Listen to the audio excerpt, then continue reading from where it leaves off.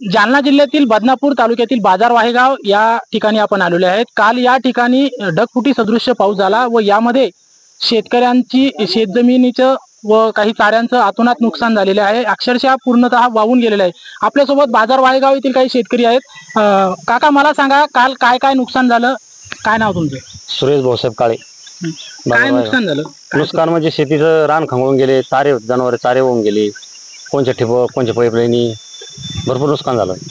तरी काय कशी परिस्थिती निर्माण झाली? परिस्थिती लई बेकार होती काल। काही लोक रात्री 12 लोक राहत राहिले, त्याला यायला वाट नव्हती, रस्ता नव्हता पाण्याच्या पुरामुळं। कोणच्या मोटरसायकली होऊन गेल्या, सापड्या सकाळी समजा, काही नाही सापड्या, काही असं भरपूर नुकसान झालं शेतकऱ्याचं। आता खरीपाच्या पेरणीच्या तोंडावर ऐन असं संकट उभं टाकलंय, काय सांगाल शासनाला? शासनाला आता काही मदत करायला पाहिजे। शेतकरी काय आता मेहनती गेलत्या, काही आता करायच्या होत्या, काही आता नाहीला शेतकऱ्याला, आता कशी मेहनत करते लोक। शेतकऱ्यांच्या खरीप पेरणीचा मोठा प्रश्न या ठिकाणी उभा राहिलेला आहे। आपल्यासोबत आणखी काही तरुण शेतकरी आहेत। भैया काय सांगाल, काल पावसाची परिस्थिती कशी होती? काय नाव तुझं? अंकुश काळे बोलतो, बाजार वाहेगाव। पावसाची असं होतं, ढगफुटी दृश्य झालं होतं। आमचे अतोनात नुकसान झालंय शेतकऱ्याचं नुकसान असं झालंय, फळबागा मोडून पडलेल्या आहे, काही जमीन उद्ध्वस्त झाली आहे। फळबागा जे आमचे पांदण रस्ते काही केले होते आम्ही, ते पांदण रस्ते सुद्धा नदीचं स्वरूप आलं, त्याला खंगळून गेले, अर्धले रस्ते राहिले नाही जमिनीत। आता सध्या 12 वाजेचा टाइम होता आला, तरी आम्हाला वावरात मळे जाता येत नाही। आता रोडच्या कडेला राहून तुम्ही आले म्हणून तुम्हाला बोलतो, नाही तर आमच्या शेतात आम्ही स्वतः जाऊन नुकसानही पाहिलेलं नाही। लोक सांगतात का अतोनात नुकसान झालं आहे, काही फळबागा ज्या आहे त्या जमीन उद्ध्वस्त झाले आहे, झाडं काही मोडलेले आहे, अशी आमची नुकसान झाली आहे बाजारात शेतकऱ्याची, आणि स्वतः माझीही सुद्धा झालेली आहे। आपल्यासोबत आणखी काही शेतकरी बांधव आहेत। भैया मला सांग, काय काय नुकसान झालं या कालच्या पावसामुळे? काय नाव तुमचं? नमस्कार, माझं नाव अमोल भरत काळे। आमचं 5 ते चारा होऊन गेला, परत 2 एकरचं ठिबक होऊन गेलेलं आहे, आणि शेतीचं म्हणजे वरली जी सुपीक जमीन होती ती होऊन गेलेली। माझ्यासोबत या गावचे माजी उपसरपंच आहेत। सरपंच साहेब, काय सांगाल, कशी परिस्थिती होती कालच्या पावसाची? कालची परिस्थिती अतिशय भयावह परिस्थिती झाली होती। इतकी पूर आलेला होता की गावामध्ये पाणी शिरलेलं होतं, आणि शेतकऱ्याचं तर अतोनात नुकसान झालेलं आहे। जमिनीच्या जमिनी खरडून निघून गेलेल्या आहे।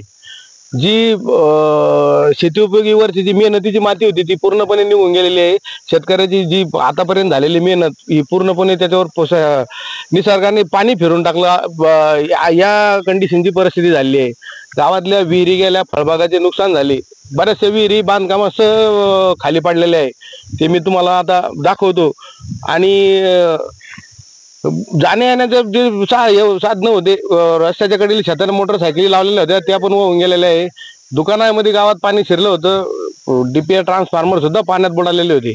अतिशय अशी भयानक परिस्थिती यावेळेस वाहेगाववासी यांनी बघितली। प्रशासनाला काय सांगू इच्छिता? काय सांग? तर माझी प्रशासनाला एकच विनंती राहील की आता खरीपाची पेरणी तोंडावर आलेली आहे, आणि शेतकऱ्याला आता मोठा वातावरण चांगलं तयार झालेलं होतं, आणि उत्साह होता की आता आम्ही चांगलं जोमाने शेती करू, परंतु निसर्गाने त्यांच्यावर पूर्णपणे पाणी फिरलं। शेतात जावं तर माती राहिलेली नाहीये, पूर्णच्या पूर्ण जमिनी ह्या खरडून निघून गेलेल्या आहे। वडे नाले वावरातून वाहत गेले।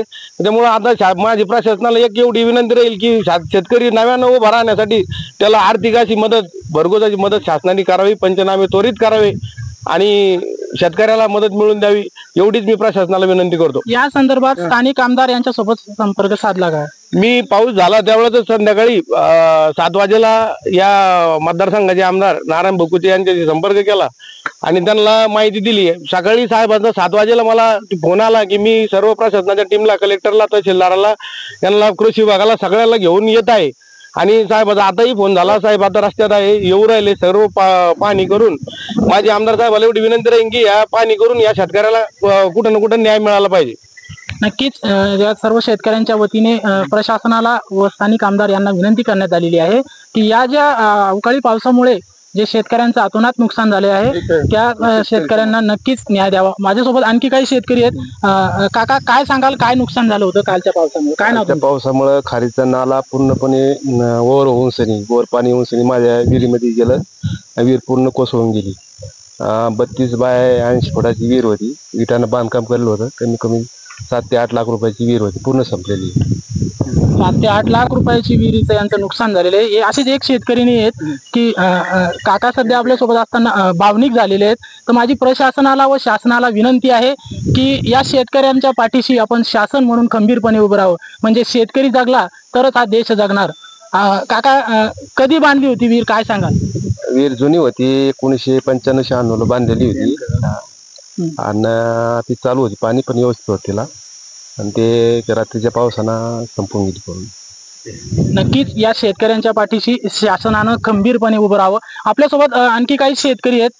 भाऊ, काय सांगाल, काय नुकसान झालं तुमचं? हे बघा, असं व्हायला नको होतं, परंतु झालं काय, हे नैसर्गिक आपत्ती. कम से कम 250 मिलीमीटर पाऊस पडलेला आहे बाजाराबाहेरवरती, आणि एक आपत्ती म्हणून ढगफुटीसारखं वातावरण झालंय.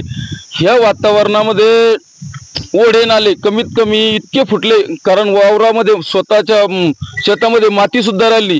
आमच्याकडे फळबाग आहे, फळबाग कमीत कमी 300 हेक्टर फळबाग असून त्या मोसंबी सुद्धा राहिलेली नाही.